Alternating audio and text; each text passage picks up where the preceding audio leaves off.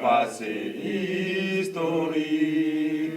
Oumar Sinla, alias Fonike Mengue, Biloba et l'artiste activiste Gianni Alpha ont été arrêtés par des éléments de la brigade de répression du banditisme.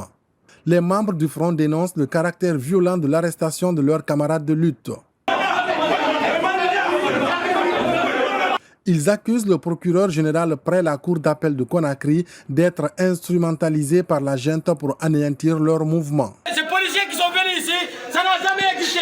Nous nous sommes battus depuis 2018 contre le pouvoir d'Alpha Condé. Mais jamais nous n'avons été brutalisés comme ça a été le cas tout de suite avec ces policiers.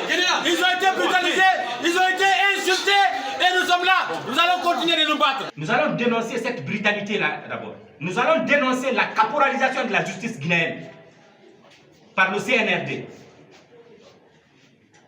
Nous allons également dénoncer les attitudes du CNRD tendant à priver les citoyens de la liberté d'expression et de la liberté de manifestation.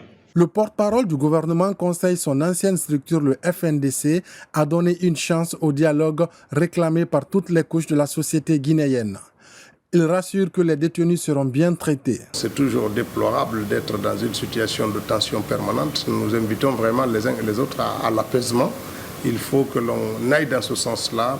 Il faut que le FNDC s'inscrive aussi dans cette dynamique de trouver des solutions, de participer à la production de ces solutions et ne pas simplement prendre des postures qui soient de nature à pousser à des tensions dans notre société. Nous avons besoin d'apaisement, de dialogue, pour essayer de dépasser les contradictions d'aujourd'hui. Donc nous invitons les uns et les autres au calme, à la sérénité, à l'apaisement, et nous allons œuvrer dans ce sens. Des mouvements de contestation ont été signalés dans la banlieue de la capitale Conakry pour réclamer la libération des acteurs arrêtés.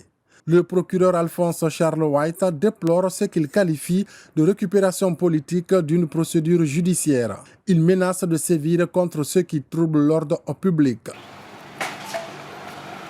Et pendant ce temps, au Burkina Faso voisin, les autorités annoncent une rencontre ce vendredi entre le président de la transition, le lieutenant-colonel Paul-Henri Sandaogo Damiba, et ses 5 prédécesseurs à la tête de l'État. La rencontre est prévue dans la capitale Ouagadougou. La participation de l'un des conviés à cette rencontre retient particulièrement l'attention. Il s'agit de Blaise Compaoré, poussé à la démission par la rue en 2014. Depuis sa chute, Blaise Compaoré, aujourd'hui âgé de 71 ans, vit en exil en Côte d'Ivoire. Au Burkina Faso, il reste sous le coup d'une condamnation à la prison à vie pour son implication dans l'assassinat de Thomas Sankara en 1987, année où il accède au pouvoir.